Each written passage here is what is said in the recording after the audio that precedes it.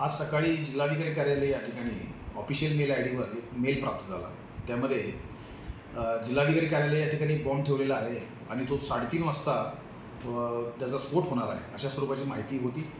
या अनुषंगाने आमच्याकडे माहिती प्राप्त झाल्यानंतर जिल्हाधिकारी कार्यालयातील सर्व अधिकारी आणि कर्मचारी यांना सूचना देण्यात आल्या.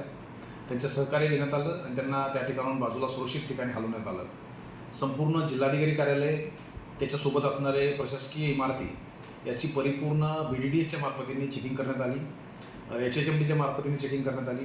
परिसरसुद्धा त्यामध्ये चेकिंग करण्यात आला.